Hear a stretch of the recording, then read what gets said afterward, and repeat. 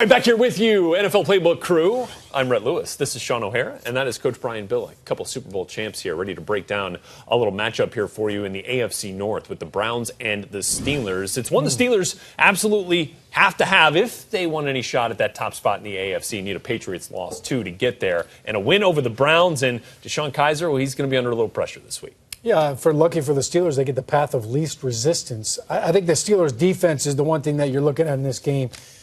Offensively, who knows how much Ben will even play in this game, but they've done such a good job getting after quarterback. 7 sacks last week. I mean, they were warming up Billy O'Brien's arm because he was the next guy in at quarterback at one point. But Cam Hayward's doing a great job inside. But how about Mike Hilton? 3 sacks. First corner in the history of the game to have 3 sacks in one game. I mean, I think that's exactly what they're going to do to DeShone Kizer. They want to know if this rookie quarterback can figure it out. Yeah, he likes to burp the baby.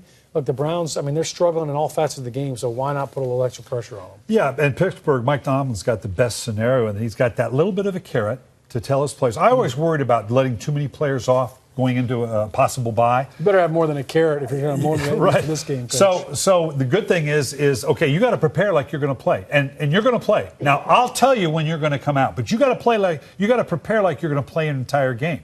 So now when they get in, I'm going to scoreboard watch like you're talking about. I'm going to see what's going on with that other game. And the minute I realize that I can go ahead and take those guys out, then that's exactly what I'll do. But you don't watch the scoreboard, I will. And when I say you come out, then you come out. For me, I can't imagine what group Pittsburgh could put on the field that isn't better than what Cleveland can do. You don't see that matchup. You're going to play with the passion. Sometimes when you put those backups in, they're going to play with a little bit more energy. And that's not a bad thing either. So, yeah, and Cleveland, it's just one of those things where if you talk about, finishing a game and if the Chicago Bears you mentioned earlier are another piece, if they could get that last win, what it would mean for Cleveland to actually win a game.